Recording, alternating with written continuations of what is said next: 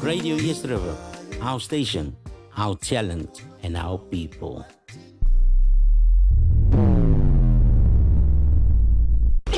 Radio Eerste Rivier, onze stasie, onze talent, onze mense. WhatsApp ons by 064 536 9095. Talk to us, die dang ruk hier. I'm DJ Chayo SA from Radio East River, and I want to tell you more about Cherry Somerset West, your destination for unbeatable deals and top-notch motoring solutions. Go and discover the impressive range of new Cherry SUVs for sale and prepare to be wow with their exceptional finance options and unmatched service. They are committed to exceeding your every expectations. Schedule your test drive today. Cherry Somerset West. The best variety of music on your favorite radio station. Radio East River.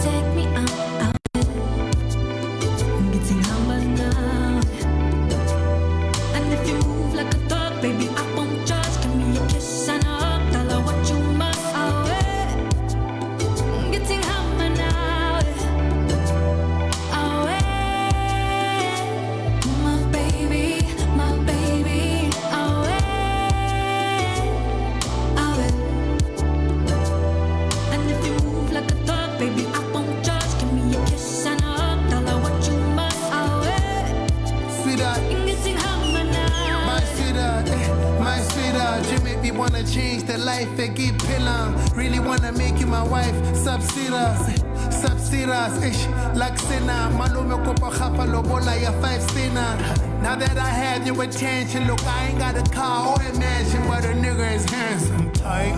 You ain't gotta carry us with looks. Naliwena, nigga, it's a couple and where we shook line. So let us push by. Under carpet, but show me you look nice. Keep them guessing, what does she look like? Borrow one for the books. All I'm trying to say is that I'm aging. I'm tired of running around with all these ladies. It's time to settle down. I know this might come off a little crazy, but for when I got a lady, girl, you got the crown. My life for the first time. Don't know how I might just saved a butterfly away. We still got love. And if you move like a dog, baby, I won't judge. Give me a kiss and a hug. Tell her what you must away. Getting hammer now.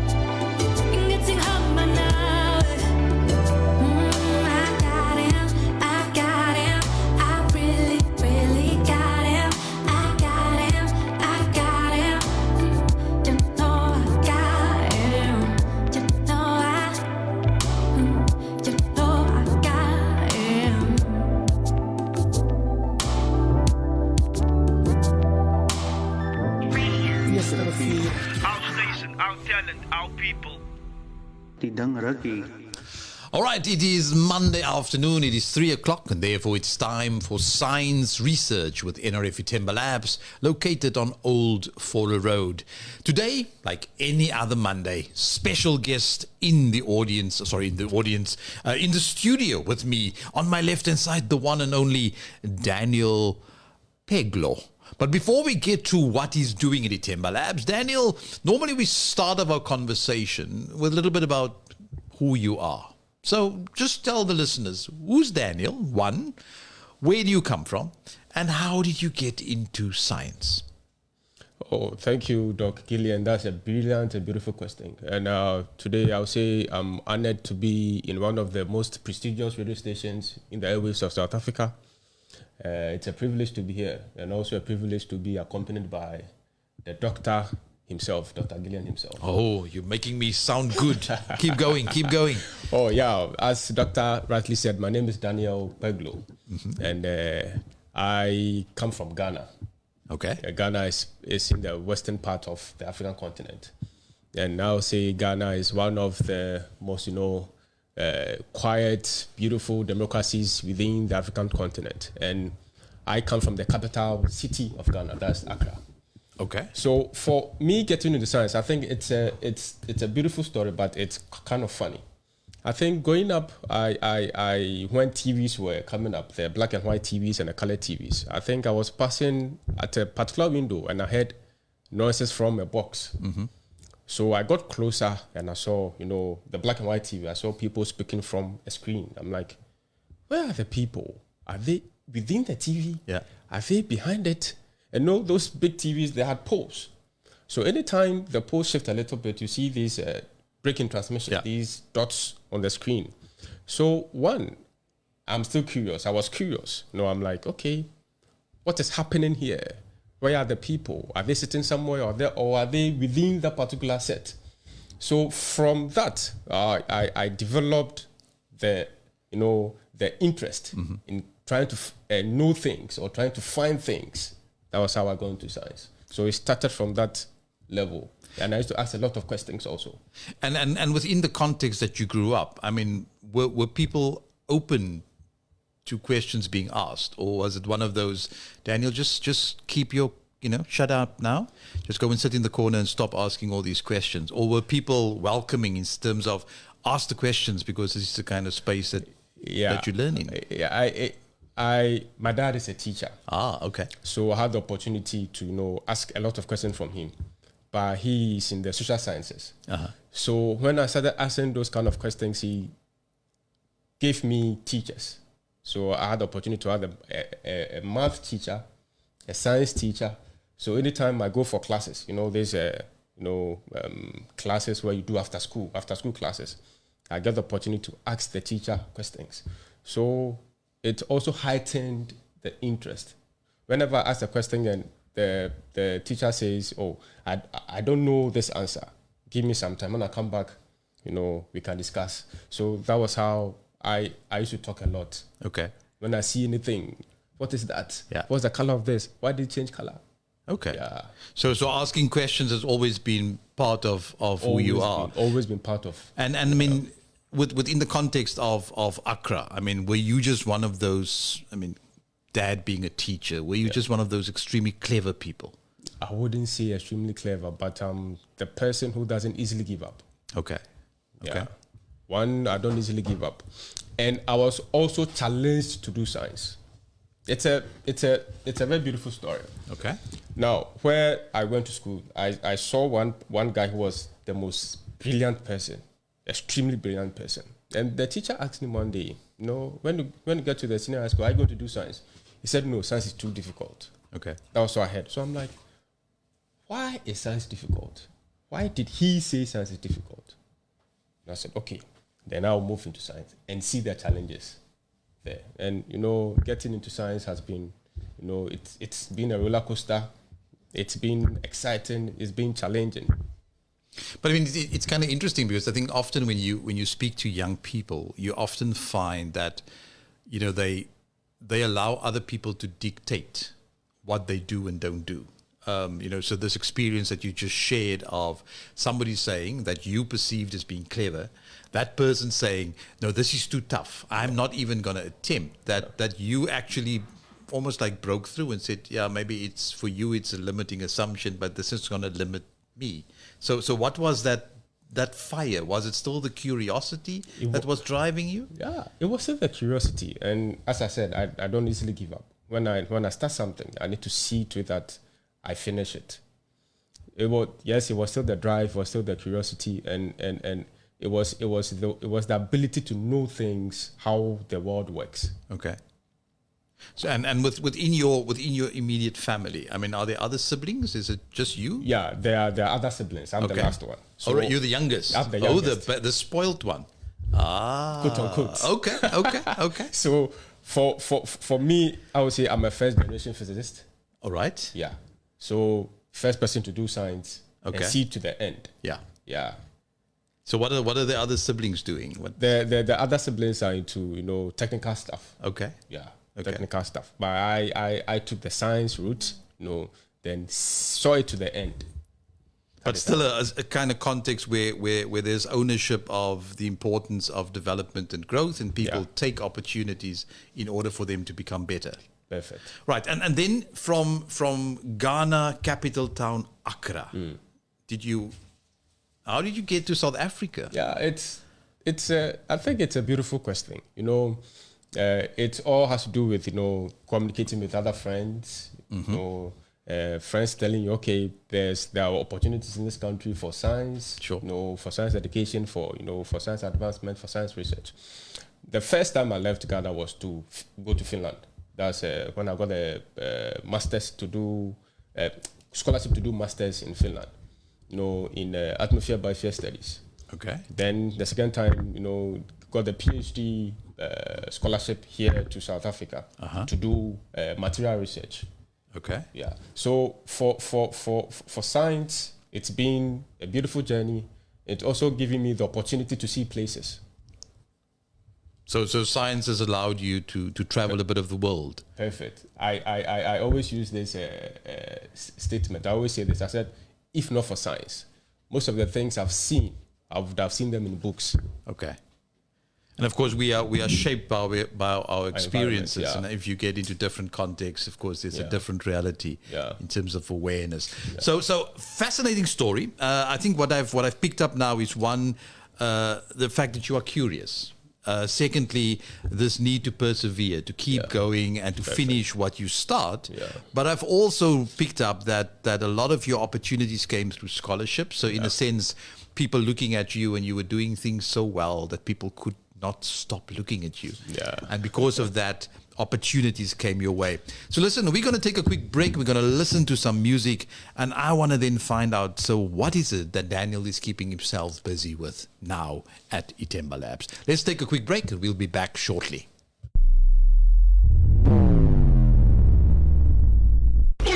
Radio Eerste Rivier, onze stasie, onze talent, onze mense. WhatsApp ons by 064 536 9095. Talk to us, die ding ruk hier.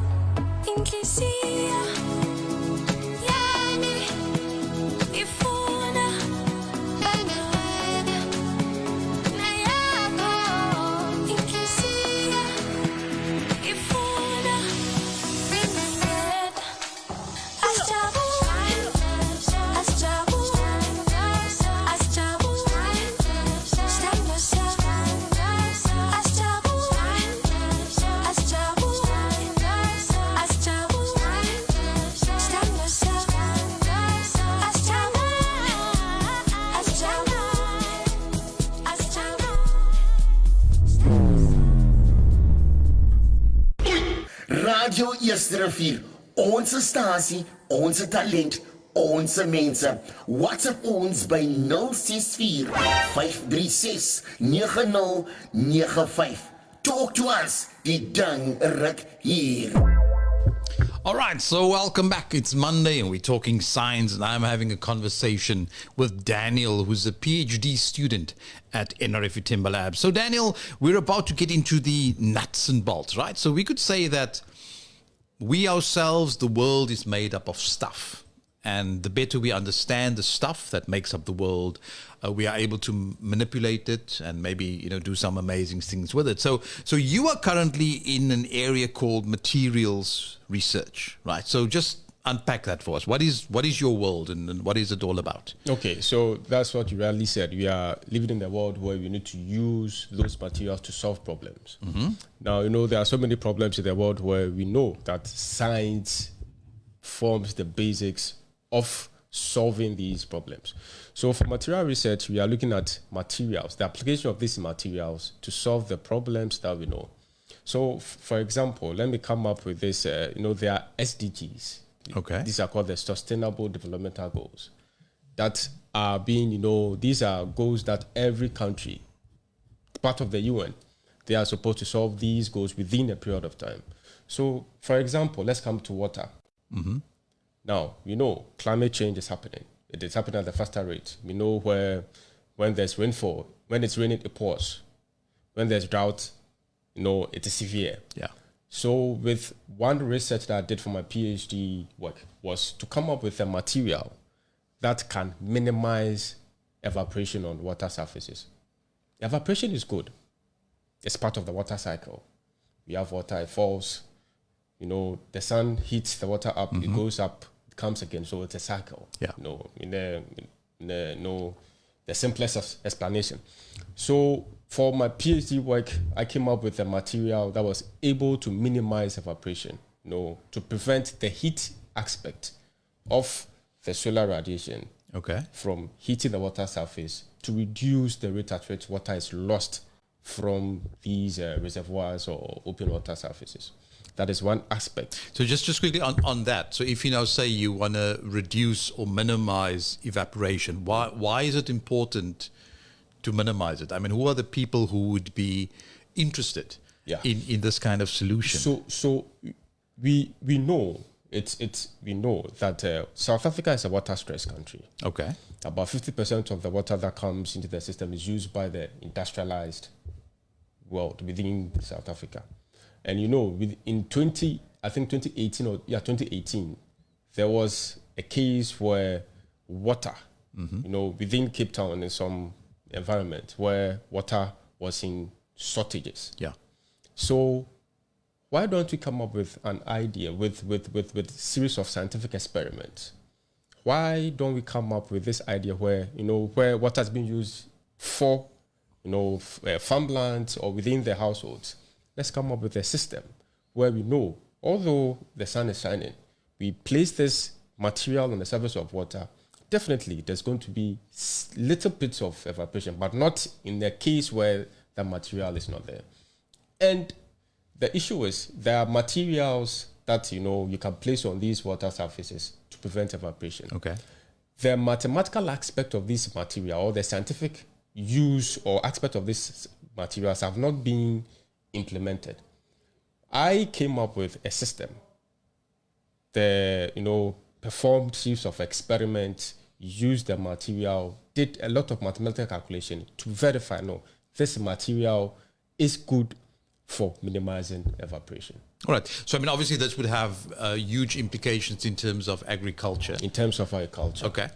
And in terms of let's say the product development, are we talking about a thin film? Is it a foam? Is it what or is it something that you can't really give us all the details on? I can perfectly give the details. Sure. It's a thin film. Okay. It's a thin film. Now, when we talk about thin films, we are talking about films in nanometer scale range. Okay. So let me break it down a little bit. If you have a rule, if you have a rule, you take a measurement. So depending on the scale of that particular rule, we say you've taken the measurement either in centimeters or in meters. Yeah. So just imagine you are going back to a scale that your eye cannot see. Sure. So we are saying that this thin film has an interaction with light particles. Okay.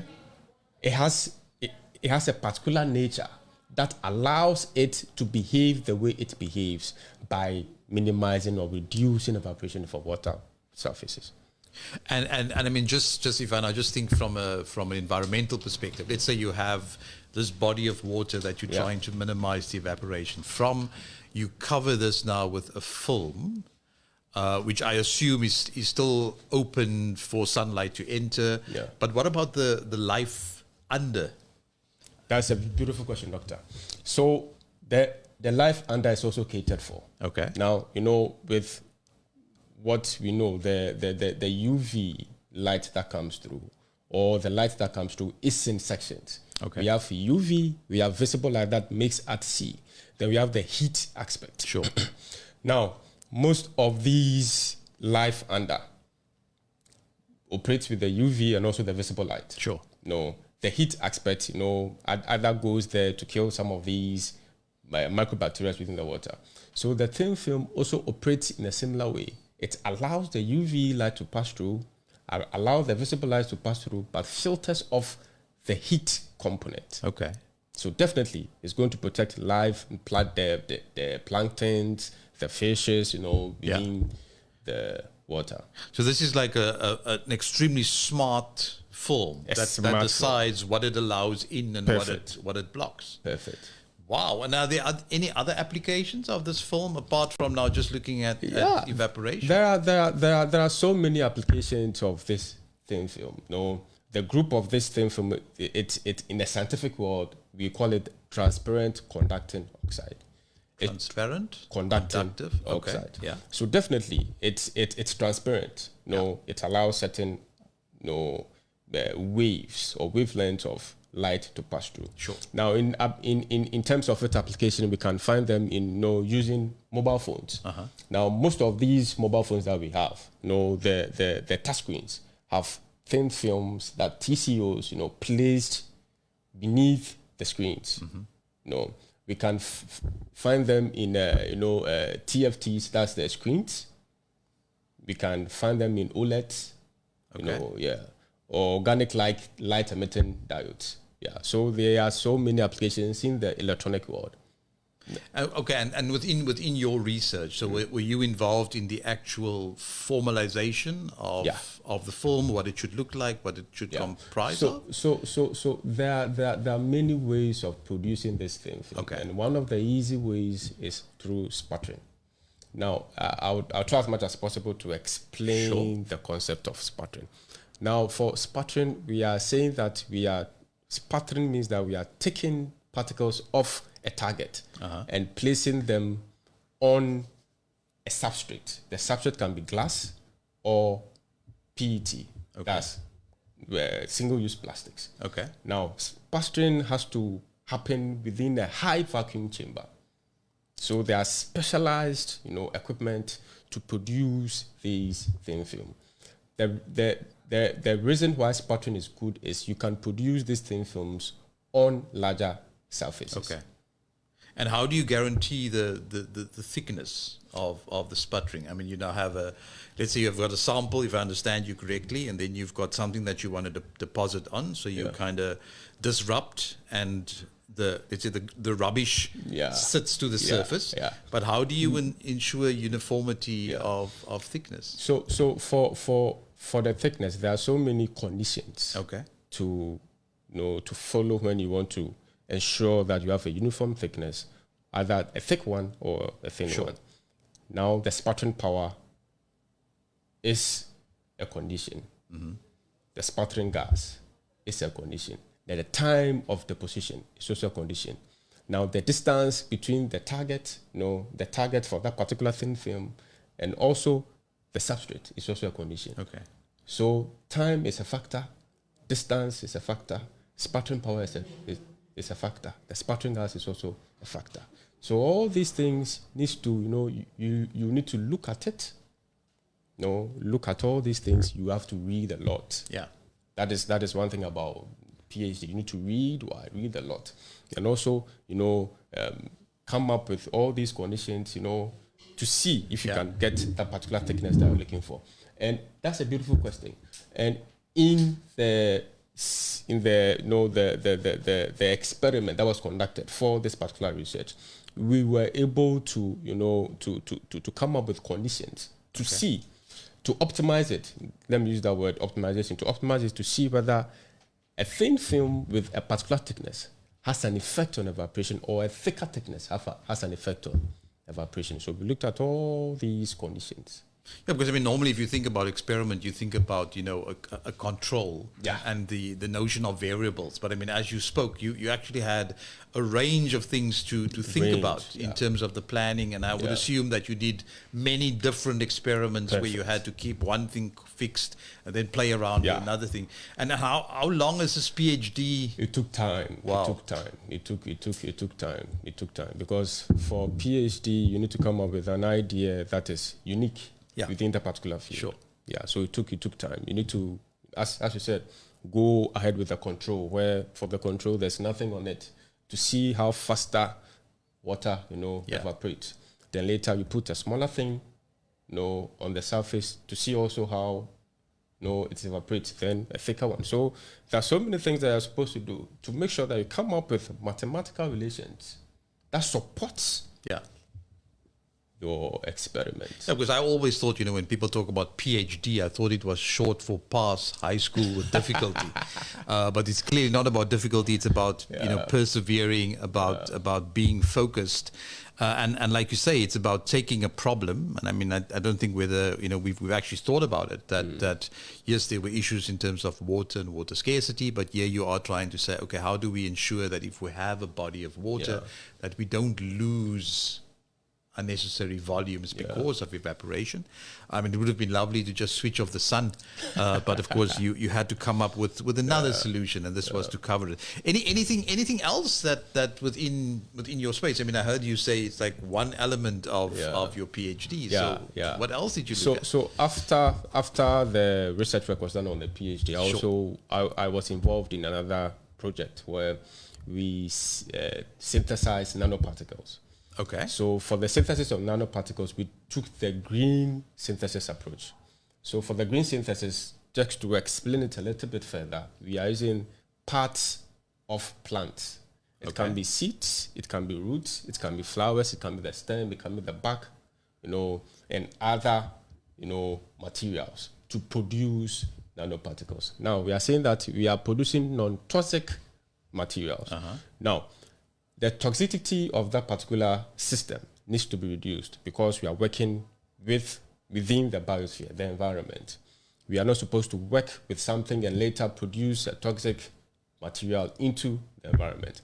Now, I was able to synthesize a nanoparticle and apply it. Its application was able to absorb heavy metals from cadmium-contaminated water. Okay. Now, so this is the whole idea.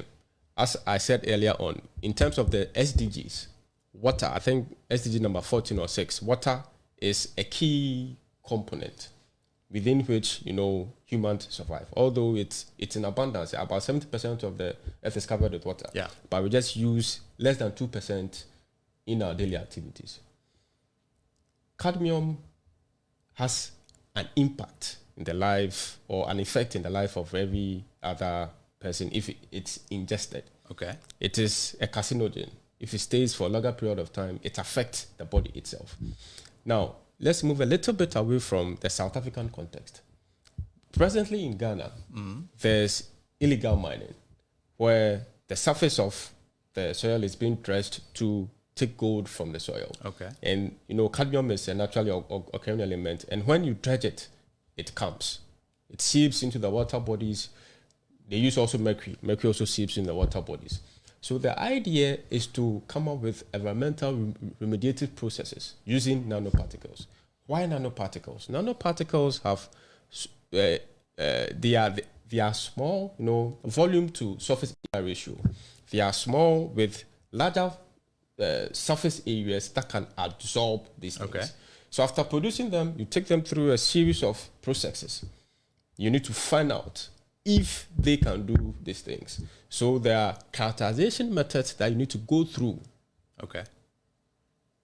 Yeah, so I was able to do all these things, come up with, the applicative form for this nanoparticle. So it's almost like a sci-fi bit of a movie. I mean, you start with the plants, you produce these small, let's call them agents of change, and their job is to infiltrate the water and go and catch the cadmium.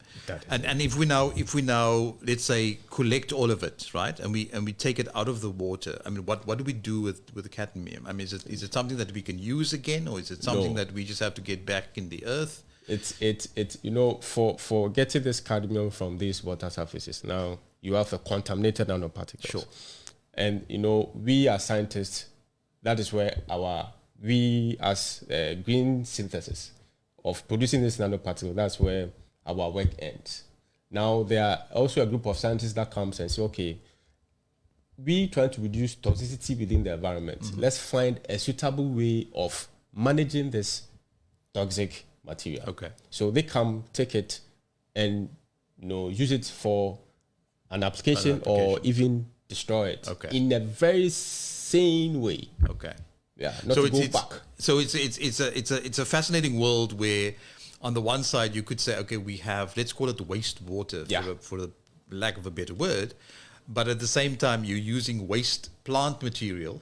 That is it. To clean up the wastewater in a sense. So it's using waste to clean waste, so that the end product is something that's safe for usage in terms of people. But of course, you're addressing the challenge, and it's fascinating that, I mean, the heart of this is really there are people from a mining perspective who are trying to survive. And they're probably doing this kind of mining system kind of illegally, just trying to survive, and in the process, they're actually opening themselves up to exposure and to probably more harm. Wow. And again, I think it's just a story of the possible impact of science. How science on the one side is helping us with evaporation when you look at large bodies of water, and on the other side looking at contamination of water, and how you can come up with clever techniques to try and address some of those challenges. So water is really the kind of space that interests you? Water is really a space that really interests. Water, because although we have 70% of the earth covered with water, we just use less than 2%, and within this less than 2%, it is even still under stress. It has a lot of influence, a lot of contaminants. And just quickly, if we now just get back to your research, I mean, you producing either the thin film or you making these nanoparticles, which you say is very small things. So in terms of your detection techniques, I mean, what are the kind of equipment that typically you as a materials researcher would work with? So how do you see these small things? It's a very beautiful question. Now, I'll try as much as possible to educate the listeners out there. Now, to see or to detect these nanoparticles, there are a series of equipment that these nanoparticles passes through, and it's all with the principle of what? Light. Okay.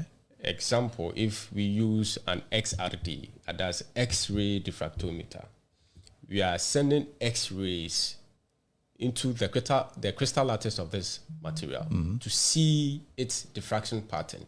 Okay. That is one aspect.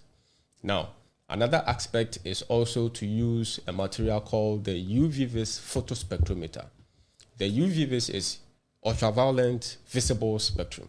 Okay. So we send it to the particular material to bring light rays into that particular nanomaterial to see its spectrum, to study the spectrum. There's another equipment that is being used for the FTIR, Fourier transform infrared spectroscopy. What happens when this light ray passes through this material? The nature of the graph. So in everything that we do, there's the mathematical aspect of it. You need to look at the graphs. Although you produce the nanoparticles, it takes time. It's not an easy task. You need to take the material, pass it through a series of tests, a series of also experiments. Yeah. Come up with graphs, describe the graph, the nature of the graph, what happens at every, whether it is a surge or a spike in a general term. Sure. How the graph behaves for you to see, okay, yeah, this is what has been produced. This aligns with literature. This aligns with groups or people who have done this experiment. We can compare, okay, yeah, this is what this had, this is what this had, this is what we are getting. Close to this, close to that, or exactly that.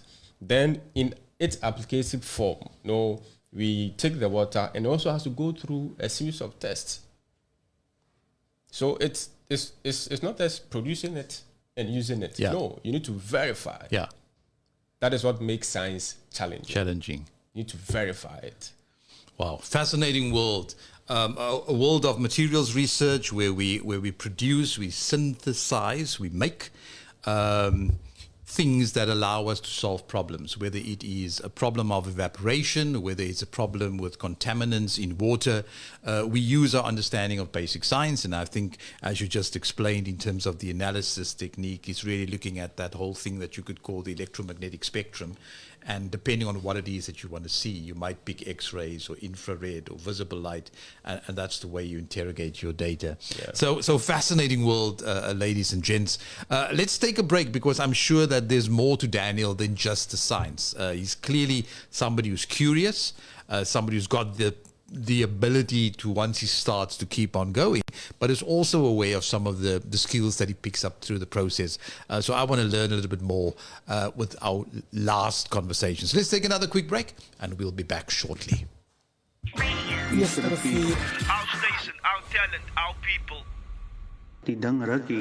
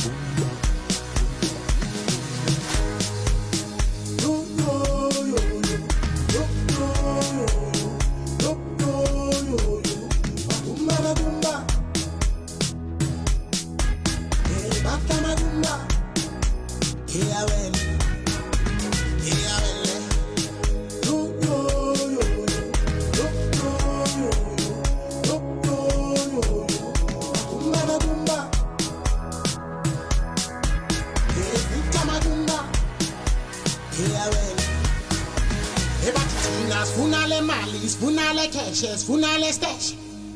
Asfuna ma mita, asfuna ma beat, asfuna ma kumba. Sonke, sfuna ma kumba. Ea wele. Hebatitina, sfuna le mali, sfuna le cash, sfuna le stash. Asfuna ma mita, asfuna ma beat, asfuna ma kumba. Radio East River, our station, our talent, and our people. All right, so I'm still having a chat here with Daniel, who is a materials scientist, PhD student, born in Ghana. Got interested in science when looking at a TV and trying to understand what that was about. So always being curious, asking questions, got the ability to persevere. Currently finds himself at Itemba Labs, where he's involved in some water-based research. The one side looking at evaporation and trying combating that, and on the other end looking at contaminants in water and how you can use some green technology, if I can call it that, to try and address the challenge. So Daniel, just listening to your story, I mean, on the one side there's the actual research, but I mean, you refer to things like modeling, mathematics, problem solving, and analysis. So I take it that the journey in science, the journey in research exposes you and upskills you in terms of being able to do different things. So where you are now, I mean, you're probably getting ready to graduate. Yeah. And I don't know if that means, back to Ghana. But how do you see the world, and how do you see the usefulness of not just studying, but the actual usefulness of doing, let's call it, science? Yeah. So for science has taken me on a journey where, as you said, I've been a problem solver. Yeah. Now, for solving problems, you need to develop the critical skills needed to solve these problems. And as you rightly said, scientists see the world differently. Sure. Now, math is a critical component within the lifespan of a scientist. Mm-hmm. You can't be a good scientist without modeling. You can't be a good scientist without having the mathematical background. Sure. So currently, I am involved with a few projects using Python. Okay. For data analysis. Snakes.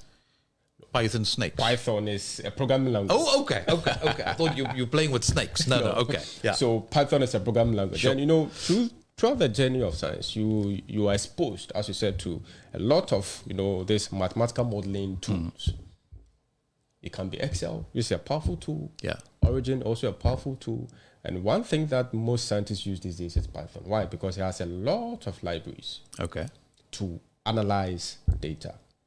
And I think recently, with how exposed I am to Python, I was able to even guide students and some researchers through the process of helping them acquire the basic knowledge in Python. Yeah. So currently, with the scientific knowledge and the needed critical skills that I've been able to develop throughout the journey, combining Python or combining modeling, I know, there are more bigger things to come. All right. So if I hear you correctly, you're saying you have on the one side the ability and a proven ability to solve problems. You have the ability to analyze. You've now, in a sense, upskilled yourself with some added tools in the form of programming, specifically Python. And therefore you are able to bring the two worlds together to say, if there's a problem that could be addressed with computers or computation, then you have that ability to marry the two worlds. And where do you see this in principle playing out beyond just the pure science that you're in now? Yeah, we are in a world now full of data. Okay. Now, data is information. Mm-hmm. Now, to get information out of the data, you need to process that particular data to come up with graphs to draw inferences from this data. Now, for as you rightly said, passing through all this rigorous, scientific system, mind Python, there are a lot of ways that Python or programming can help. Now, in telecommunications, you can use these things even in material research, the ability to find new materials to solve problems. You can find these things. Most of these problems, as scientists, we need to come up with solutions within the African context. We are in a region where we get most of the sun's rays. Why don't we come up with powerful solar cells to trap this sun's energy to produce the needed energy for us? So modeling can help in coming up with new materials. Okay. That can aid scientists, in the pursuit of new materials to do all this. So it's more of continuously researching, continuously putting these things to use, the computational methods to use every single time to come up with solutions. So in your lived world or lived reality, how big do you see or has been the role of artificial intelligence and machine learning? Yeah. So I would say artificial intelligence, that is made up of LLMs, large language models, has in a way been put to good use. Now, for me, as a scientist, and also used Python programming languages in machine learning algorithms, I would say it is a good tool for the learned, people who want to solve problems faster. Sure.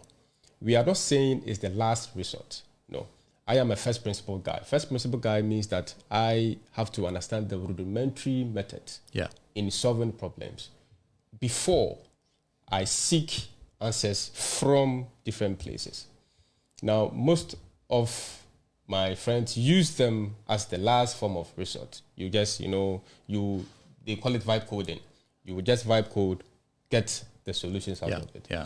But they actually, these models will tell you most of these answers are not right. So what do you have to do? You need to search further beyond the answers that you get. You need to search further. It's good. I think it's in the early stages, as we know. Maybe as time goes on, it's going to be improved. More things, more good things, or better things will come out of it.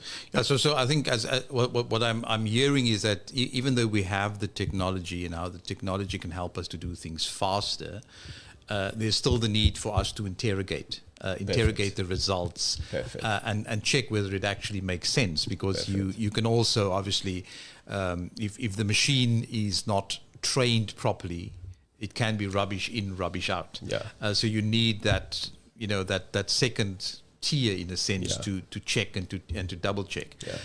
So you spoke about data, and I mean, I'm always reminded that people say when you have data, you can, one, describe the data, two, you can use the data to make predictions, and then thirdly, you can also use the data to start prescribing and actually to tell people what to do. Because I'm always amazed when I walk into supermarkets, and if you walk into Checkers or Woolworths or Pick n Pay or ShopRite, as you come in the door, the first thing that you get greeted by would be fruit and veg.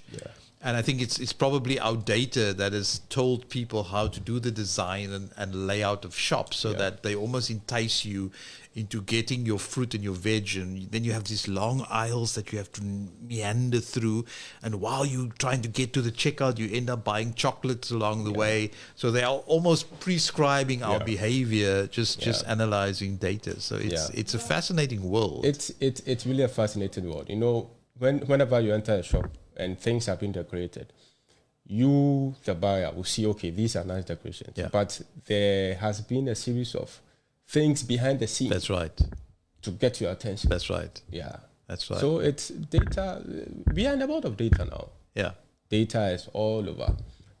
But the most difficult thing is to take that data, as you said, to use that data to come up with an inference, to prescribe something.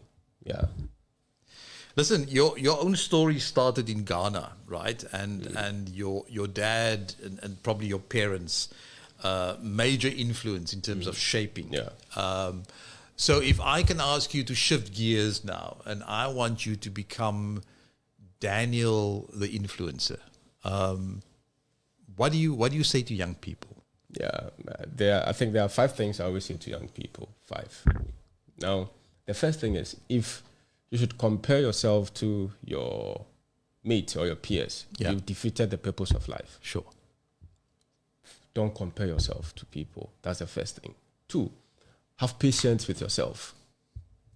Because nobody became a master just, by doing something. It took time, over and over. So give yourself time. Just be patient with yourself. The third one, make sure you finish what you started. Make sure you finish what you started. The fourth one, seek help. Nobody's an island. Nobody's an island. If you need an explanation, especially I tell people I interact with in the classrooms, an educator can teach something, but your peer can explain the thing better to you. Yeah. So, but if you need help with a concept, seek help from your peer. And the last one is education is the best way out of every possible problem in life. Be educated. Take your time. Pass through the rudiments of education. Take your time. Get it. Then after getting it, I'll use myself as an example.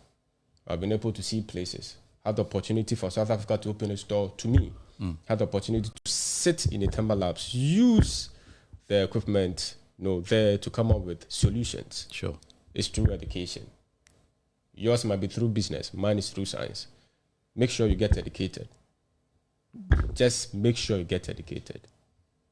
That's the surest way out of poverty. Friends, there you have it. Some powerful words coming here at the very end. Chatting to Daniel, born in Ghana, currently in South Africa, finishing off a PhD in materials science. And as he said, 1, don't compare yourself. 2, be patient. Mastery doesn't come overnight. 3, finish what you start. 4, seek help. You're not an island. We rise by lifting others.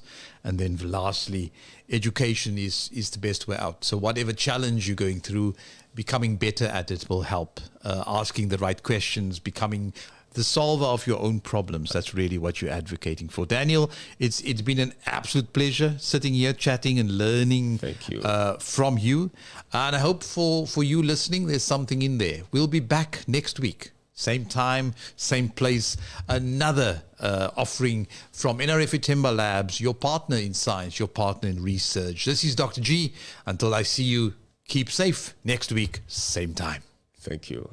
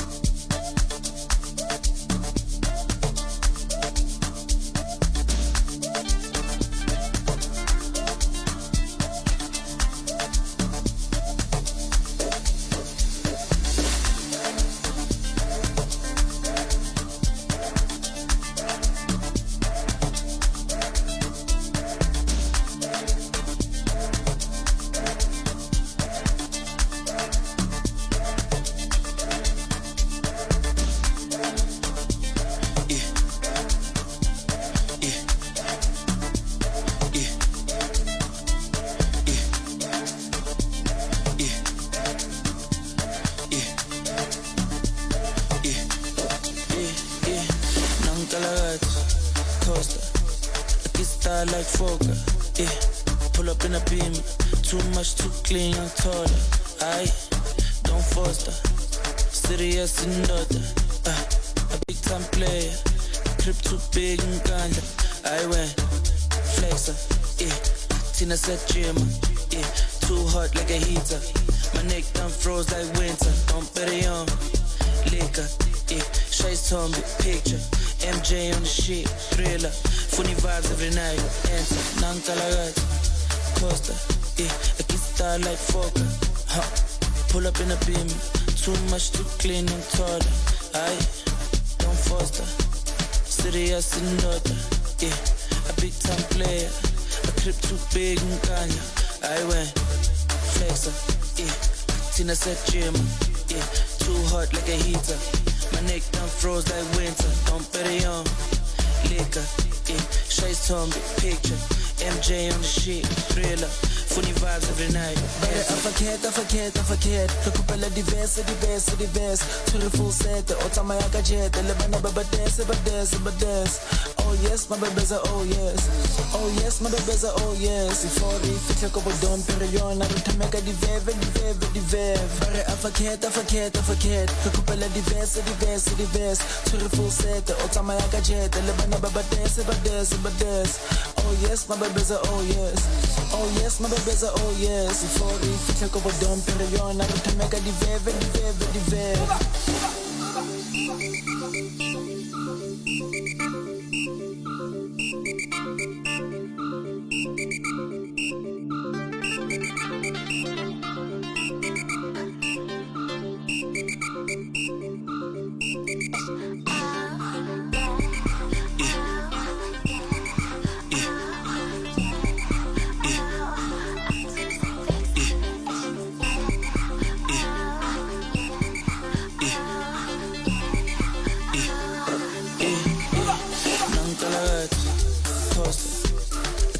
Like Fokker, yeah. Pull up in a beam, too much too clean, I'm taller. Aye, don't foster. Serious in order, a big time player. Trip too big and Kanye. I went flexer, yeah. Tina said gym, yeah. Too hot like a heater. My neck done froze like winter. Don't bet it on liquor, yeah. Shades told me picture. MJ on the shit, thriller. Funny vibes every night. Enter, Nankalagat, Costa, yeah. I get star like Fokker, huh. Pull up in a beam, too much to clean and taller. Aye, don't foster. Serious in order, yeah. A big time player. A clip too big and Kanye. I went flexer, yeah. Tina said gym, yeah. Too hot like a heater.